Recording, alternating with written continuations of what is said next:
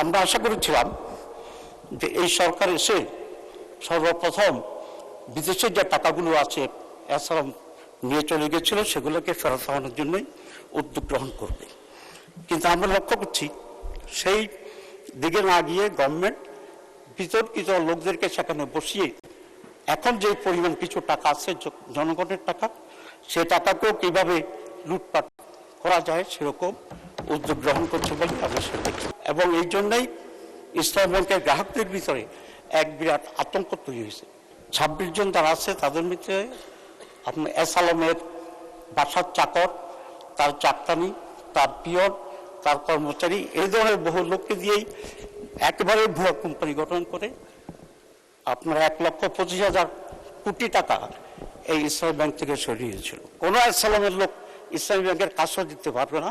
শহীদ president Ziaur Rahman, তো ওনারা জানেন কিনা আমি জানি না, ওনার উৎসাহে অনুমোদনেই এদেশে প্রথম ইসলামী ব্যাংক এখানে প্রতিষ্ঠিত। অনুমোদন বলতে অফিসিয়াল না, যে প্রসেসই করছেন উনি, but he was the one of the pioneer, যেটা এদেশে ইসলাম ব্যাংক গঠনের ক্ষেত্রে ভূমিকা রেখেছিলেন। খারাপ পরিবেশ তো আমি দেখতে পাচ্ছি, আমি তো উভয় দলের মধ্যে সহযোগিতার পরিবেশ এখনো দেখতে পাচ্ছি।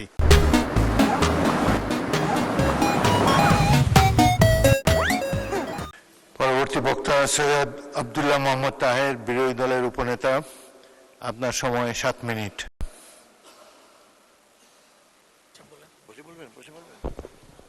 আপনি কি বসে বলতে চান? আপনি বসে বলেন, একটু চাপ হয়ে যাবে, বসে আমার রিকোয়েস্ট শুনেন। অসুস্থ মানুষ তো আবেগে দাঁড়ায় যাচ্ছে, আপনি সুযোগ দিলে বসেই উনি দেন, বিরোধী দলের উপনেতাকে মাইক দেন, উনি বসে বসেই বলবেন। না না কোনো খারাপ।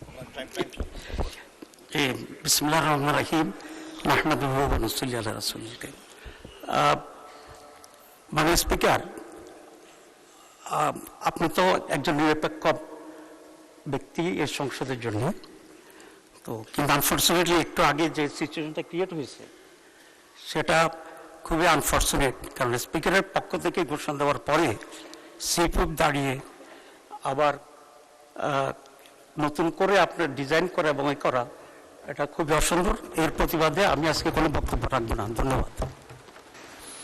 মাননীয় বিরোধী দলের উপনেতা, বক্তব্য রাখা ইচ্ছা নিশ্চা সেটা আপনার উপর নির্ভর করে, কিন্তু সাধারণত প্র্যাকটিস হলো যে যদি সরকারি দলের নেতারা বক্তব্য দেয় সেখানে চিফ হুইপ উপরে নিচে করতে পারেন কিছু, আবার বিরোধী দলের তরফ থেকেও যখন কথাবার্তা বলবেন বিরোধী দলের চিফ হুইপও বক্তাকে উপরে নিচে দিতে পারেন। তো এখন আপনি যদি না বলেন মাননীয় বিরোধী দলের নেতা, আপনি কি ওনার পরিবর্তে অন্য কাউকে দিতে বলবেন? আপনাদের 30 মিনিট সময় আপনার বক্তব্য রাখতে পারবেন। মাইক দেন, বিরোধী দলের উপনেতাকে মাইক দেন। মানে স্পিকার, আসলে এখানে আমাদের যে সিরিয়ালটা দেওয়া হয়েছে এবং আপনি যেটা করছেন এই সম্পূর্ণ এখতিয়ার কিন্তু আপনার, বাকিরা বলতে পারে, আপত্তি করতে পারে। এখানে যদি কোনো কিছু ঘোষণা না হতো এবং এরপরে আপনি আমাকে সময় দিতেন বা এরপরে মাননীয় নেতাকে সময় দিতেন, তাতে কোনো আপত্তি ছিল না। এখন আমাদের দিক থেকে 3 জন বক্তব্য রাখার পরে আপনার সরকারি পক্ষ থেকে একজনও বক্তব্য দিবে না, এটা তো ঠিক না। তাহলে আমরা তাদের মাইন্ড বুঝতে পারতাম তারা কি বলতে চাচ্ছে। তো যেহেতু একটা মানে আনপ্লিজেন্ট এনভায়রনমেন্ট এখানে তৈরি হয়েছে এবং সেটা আপনি অ্যালাউ করেছেন, এবং আপনি এটা অ্যালাউ করে আপনি আপনার নিরপেক্ষতা হারিয়েছেন। মাননীয় বিরোধী দলের উপনেতা, আমি আপনাকে একটা ভারতের পার্লামেন্টের একটা আলোচনা আপনাকে উদাহরণ দিতে চাই। পার্লামেন্টে ঢোকার সময়ে স্পিকারও ছিল, তারপরে সেখানের কংগ্রেসের যিনি প্রধান তিনি ছিলেন এবং বর্তমান প্রাইম মিনিস্টার যিনি তিনি ছিলেন। তো প্রাইম মিনিস্টার যখন আসছে তখন স্পিকারকে একটু অধিকতর সম্মান দেখিয়ে ট্রিটমেন্ট দিয়েছে এবং তার প্রতিবাদে সেখানে রাহুল গান্ধী দাঁড়িয়ে স্পিকারের পক্ষপাতিত্বের অভিযোগ এনেছিলেন এবং স্পিকার সেটাকে পরে এন্ডোর্স করেছে। তো এটা হচ্ছে standard of the parliament and the role of the speaker. কিন্তু আজকে সেটা ব্যর্থ ঘটে গেছে। কারণ হচ্ছে এটা ব্যাখ্যা আপনাকে করতে হবে বা চিফ হুইপকে এটা করতে হবে যে একজনের নাম ঘোষণার পরে উনি সেটাকে চেঞ্জ করে আবার অপোজিশনের একজন বক্তাকে দেওয়ার জন্য উনি অনুরোধ করেছেন। এটার কারণটা কি, এটা আমরা একটু জানতে চাই। মাননীয় বিরোধী দলের উপনেতা, সংসদে বক্তাদের ক্রম নির্ধারণ করে স্পিকার, স্পিকারের অথরিটি আছে। তারপরেও এখানে কোনো তেমন কোনো বক্তা বা কোনো খারাপ পরিবেশ তো আমি দেখতে পাচ্ছি না। আমি তো উভয় দলের মধ্যে সহযোগিতার পরিবেশ এখনো দেখতে পাচ্ছি। সুতরাং তারা তাদের আধা ঘন্টার সময়ের মধ্যে টাইমটা নির্ধারণ করেছে। সংসদের গুরুত্বপূর্ণ দুজন ব্যক্তি হলো সংসদ নেতা এবং বিরোধী দলের নেতা। তাদের যে সিরিয়ালটা, এটা ব্রেক করা হয় না। তার মধ্যে যদি আপনি মনে করেন যে উপনেতাকে একটু সুযোগ দেওয়া হয় নাই বা কিছু, সেটা আপনি ভাবতে পারেন, কিন্তু এটা সিরিয়ালের কোনো ঘটানো হয় নাই। দ্বিতীয়, ভারতের যে উদাহরণ আপনি দিলেন, সংসদ নেতার অনেক প্রিভিলেজ থাকে। সুতরাং প্রাইম মিনিস্টারকে যদি একটু টাইম বেশি দিয়ে থাকেন, স্পিকার সংসদ নেতাকে দিয়েছেন, প্রাইম মিনিস্টারকে দেন নাই, সংসদ নেতাকে দিয়েছেন। সুতরাং কিছু এরকম হতেই পারে। বা যাই হোক, এটা অত্যন্ত তুচ্ছ বিষয়। আপনার একটা গুরুত্বপূর্ণ বিষয় নিয়ে আলোচনা করছেন, দেশের ব্যাংকিং ব্যবস্থার সম্পর্কে গুরুত্বপূর্ণ আলোচনা চলছে।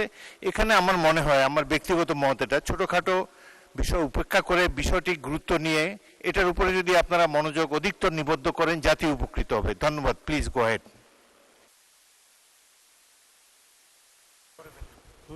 এটাকে অনার করে আপনি বক্তব্য রাখেন, বিশেষ যে অনুরোধ জানাইছেন। জি, মাননীয় স্পিকার, আপনি যেহেতু পরে আবার অনুরোধ করেছেন, আমি আপনার অনুরোধকে অভ্যাস করতে হবে। আলোচনা করার যে মুড আমার, সেটা কিন্তু I lost it, frankly speaking. আপনার টাইম 7 মিনিট। হ্যাঁ, আমি যতক্ষণ এখন থেকে টাইম শুরু হবে 7 মিনিট। মাননীয় স্পিকার, আজকে দাঁড়িয়ে পড়ি, বলেন না। না না, আচ্ছা, ঠিক আছে, উনি যেভাবে কমফোর্ট ফিল করেন। ঠিক। মাননীয় স্পিকার, আমি আপনাকে ধন্যবাদ দিয়েই শুরু করতে চাই, আমাকে যেহেতু সাজেশন দিয়েছেন। আজকে যে বিষয়টি এখানে উত্থাপিত হয়েছে এবং আলোচনা হচ্ছে, এটা অত্যন্ত একটি গুরুত্বপূর্ণ বিষয় বাংলাদেশের জন্য, বাংলাদেশের ইকোনমির জন্য। ইসলামী ব্যাংক যারা প্রতিষ্ঠা করেছিল, তারা দেশের অত্যন্ত সম্মানীয় এবং অত্যন্ত যোগ্যতা সম্পন্ন ব্যক্তিরা ছিল। এবং ইসলাম ব্যাংক বাংলাদেশের শুরুর পিছনে যিনি গুরুত্বপূর্ণ ভূমিকা পালন করেছিলেন এবং সহযোগিতা করেছিলেন, অনুমোদন দিয়েছিলেন, এটা আমার সামনে যারা বসে আছেন, বিএনপির যিনি প্রতিষ্ঠাতা শহীদ প্রেসিডেন্ট জিয়াউর রহমান, এটা ওনারা জানেন কিনা আমি জানি না। ওনার উৎসাহে, অনুমোদনেই এদেশে প্রথম ইসলামিক ব্যাংক এখানে প্রতিষ্ঠিত। অনুমোদন বলতে অফিসিয়াল না, যে প্রসেসই করছেন উনি, but he was the one of the pioneer, যেটা এদেশে ইসলাম ব্যাংক গঠনের ক্ষেত্রে ভূমিকা রেখেছিলেন। এবং ইসলাম ব্যাংক একটি আন্তর্জাতিক ইনভেস্টমেন্টের মাধ্যমে এখানে তৈরি হয়েছিল, আপনি জানেন। এখানে আইডিবির ফান্ডিং ছিল, কুয়েত ফাইন্যান্স ব্যাংকের ফান্ডিং ছিল, আল রাজি, যেটা বিশাল কোম্পানি আল রাজি, সেখানে ফান্ডিং ছিল, এবং বাংলাদেশের কতিপয় ইসলামপ্রিয় মানুষের ফান্ডিং ছিল। ইসলাম ব্যাংক পরিপূর্ণভাবে একটি যোগ্য এবং সততার ভিত্তিতে পরিচালিত হয়েছে। আজকেও ইসলাম ব্যাংকের যারা স্টাফ আছেন, চাকরি করছেন, এদের কারোর বিরুদ্ধে দুর্নীতির অভিযোগে এমন কোনো অবস্থান সেখানে ছিল না। ইট ওয়াজ ফুললি একটা নিরপেক্ষ স্পিরিচুয়াল স্পিরিট এবং সততার ভিত্তিতে ইফিসিয়েন্টলি এই ব্যাংক পরিচালিত হয়। এবং সেই কারণেই এশিয়াতে 11 বারের মতোই এই ব্যাংকটি প্রধান প্রাইভেট সেক্টরের প্রধান ব্যাংক হিসাবে আবির্ভূত হয়। এবং যেটা বলেছে, সবচেয়ে গণমুখী ব্যাংক ছিল ইসলামী ব্যাংক। 3 কোটি গ্রাহক, আমার ধারণা, জানি না এক্স্যাক্টলি, এই পরিমাণ গ্রাহক আর কোনো ব্যাংকে আছে বলে আমি মনে করি না। স্বৈরাচার যখন ক্ষমতায় আসলো, তারা এই ব্যাংকটাকে লুটপাট করার জন্য তারা সিদ্ধান্ত নিয়েছে। এসালামের মতো ব্যাংক লুটের বিশ্ব ডাকাত আনফর্চুনেটলি এই ব্যাংকের কর্ণধার হিসেবে তৎকালীন স্বৈরাচার শাসক তাকে সেখানে চলে যায়। আপনারা দেখেছেন যে রিপোর্টটা ইসলামী ব্যাংক একটা তদন্ত কমিটি করেছিল। সেই তদন্ত কমিটিতে যে রিপোর্ট এখন ব্যাংকে আছে, ব্যাংকের কর্তারা জানেন যে 26টার মতো বিভিন্ন প্রতিষ্ঠান ভুয়া প্রতিষ্ঠান তৈরি করে তাদের নামে এই ব্যাংক লোনটা নিয়ে যাওয়া হয়েছিল। এটা এই ভুয়া কোম্পানিগুলির 26 জন যারা আছে তাদের মধ্যে আপনার এস আলমের বাসার চাকর, তার চাকরানি, তার পিয়ন, তার কর্মচারী, এই ধরনের বহু লোককে দিয়েই একেবারে ভুয়া কোম্পানি গঠন করে আপনার 1,25,000 কোটি টাকা এই ইসলামী ব্যাংক থেকে সরিয়েছিল। এই অভ্যুত্থানের পরে আপনার আবার নতুন করে এই ব্যাংক কিছুটা প্রাণ ফিরে পায়। 26,000 কোটি টাকার মতো নতুন টাকা এখন গ্রাহকদের পক্ষ থেকে আছে। আমরা আশা করেছিলাম যে এই সরকার এসে সর্বপ্রথম বিদেশের যে টাকাগুলো আছে এছাড়া নিয়ে চলে গেছিল সেগুলোকে ফেরত আনার জন্যই উদ্যোগ গ্রহণ করবে, কিন্তু আমরা লক্ষ্য করছি সেই দিকে না গিয়ে গভর্নমেন্ট বিতর্কিত লোকদেরকে সেখানে বসিয়ে এখন যে পরিমাণ কিছু টাকা আছে জনগণের টাকা, সে টাকাকেও কিভাবে লুটপাট করা যায় সেরকম উদ্যোগ গ্রহণ করছে বলে আমরা সেটা দেখি। যে ব্যক্তিটিকে এখন চেয়ারম্যান হিসেবে নিয়োগ করা হয়েছে তার ব্যক্তিগত চরিত্র, তারপর টাকা আত্মসাৎ, ঘুষ খাওয়া, এই ব্যাপারে ইতিমধ্যেই বহু রিপোর্ট আমরা এখানে দেখতে পাচ্ছি। এরকম একটি লোককে ইসলাম ব্যাংকের যেখানে সততাই অন্যতম প্রধান বিষয় ছিল, এফিসিয়েন্সি প্রধান ছিল, সেই সৎ ব্যাংকটির চেয়ারম্যান বানানো হয়েছে একজন পরীক্ষিত প্রমাণিত অর্থ আত্মসাৎকারী এবং দুর্নীতিবাজ ব্যক্তিকে। এরকম লোকেরা যদি এখানে চেয়ারম্যান হয় তাহলে আসালামের মতোই তারা বাকির টাকাগুলোকে জনগণের টাকাকে নিয়ে যাবে। এটা অত্যন্ত পরিষ্কার এবং এই জন্যই ইসলাম ব্যাংকের গ্রাহকদের ভিতরে এক বিরাট আতঙ্ক তৈরি হয়েছে। মাননীয় স্পিকার, আজকে ইসলাম ব্যাংকের যে টাকা, এ টাকাগুলো কাদের? এখানকার সব মানুষের এবং যারা ইসলামিক অর্থনীতিতে বিশ্বাস করে এটা তাদের টাকা। সুতরাং এই টাকার ব্যাপারে আমাদের অবশ্যই কনসার্ন আছে। সেখানে আমি একজন গ্রাহক, আমি একজন ডিপোজিটার আছি সেখানে, এবং এখানে যে যারা আছে তারা, এবং ওই সাইডে অনেকেই আসেন নিশ্চয়ই, যারা ইসলাম ব্যাংকের সাথে ব্যবসা করছেন এবং তারা কমফোর্টেবলি ব্যবসা করতে যাচ্ছেন। এখন একটি সরকারের লক্ষ্য হওয়া উচিত কি? একটি সরকারের লক্ষ্য হওয়া উচিত যে এ সমস্ত প্রতিষ্ঠানগুলো যাতে অধিকতর সুন্দর এবং সুচারুভাবে পরিচালিত হয় সেই জন্য চেষ্টা গ্রহণ করা। কিন্তু আমরা দেখছি এই সরকার আসার পরে যে পরিবর্তনটা ব্যাংকে নিয়ে আসা হচ্ছে এটা একেবারেই একটি নেগেটিভ অ্যাটিটিউড আমরা দেখছি, এবং অন্যায় করে অসৎ লোকদেরকে দেওয়া হয়েছে। আমরা এটা জানতে চাই যে জুবাইদুর রহমান সাহেবকে চেয়ারম্যান করার পরে এখন যে ওমর ফারুক যে এটার এমডি ছিল, এই দুজনের নেতৃত্বে ব্যাংকটি আবার কিছুটা হলে স্বাভাবিকতা ফিরে পাচ্ছিল। কোন কারণে আজকে চেয়ারম্যানকে চেঞ্জ করা হলো, কোন কারণে এমডিকে পদত্যাগ করতে বাধ্য করা হলো, এটা এই জাতির কাছে পরিষ্কার থাকা উচিত। তো আমি এটা পরিষ্কার করে বলতে চাই যে ইসলাম ব্যাংক এর আগে যেভাবে ছিল মোহাম্মদুর রহমান এবং এমডি ফারুক, এদেরকে সেখানে রিহেবিলিট করে আগের পর্যায়ে রেখে তাদেরকে যে রিজাইন করতে বাধ্য করা হয়েছে সেটাকে আবার উইথড্র করে ইসলাম ব্যাংকে স্বাভাবিকভাবে চলার জন্য সেই সুযোগ করে দেওয়া দরকার।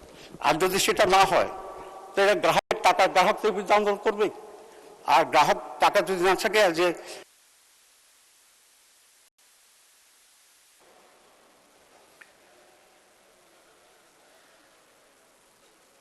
মাননীয় উপনেতা, আচ্ছা আপনি 1 মিনিটে সাম আপ করেন। আমার সমস্যাটা খুব সহজ। আমরা দেখছি যে ইসলাম ব্যাংকে আওয়ামী লীগ যেভাবে দখল করেছে, আমাদের মাননীয় মন্ত্রী সালাউদ্দিন সাহেব তার আগের বলেছিলেন যেটা কত অংশ শেয়ার, মানে শেয়ার হোল্ডার কত অংশের মালিক আছে না, 82% এস আলমের যে মালিকানা, এই 82% হচ্ছে অন্যান্য লোকদের মালিকানাকে ডাকাতির মাধ্যমে ডিজেফাই দিয়ে এটাকে সে দখল করে জোর করে নিয়ে গেছে। আমাদের দাবি এটা অরিজিনাল মালিকদের ফেরত দিতে হবে এবং যেভাবে সুস্থভাবে চলছিল সেটাকে অব্যাহত রাখার জন্য চেষ্টা করতে হবে, নাহলে গ্রাহকরা আন্দোলন করবে, ইসলাম ব্যাংকের পক্ষে যা আছে তারা আন্দোলন করবে এবং দেশে একটা বড় ধরনের আনরেস্ট হওয়ার সম্ভাবনা আছে। আমি সেই জন্য অনুরোধ করবো যে আগের মতো করে ইসলাম ব্যাংকে ইসলামিক আদায় সৎ লোকদেরকে দিয়েই পরিচিত করার জন্য চেষ্টা করতে হবে এবং এসালামের লোককেই বসানোর জন্য চেষ্টা করছে। কোনো এসালামের লোক ইসলামী ব্যাংকের কাজও দিতে পারবে না। ধন্যবাদ।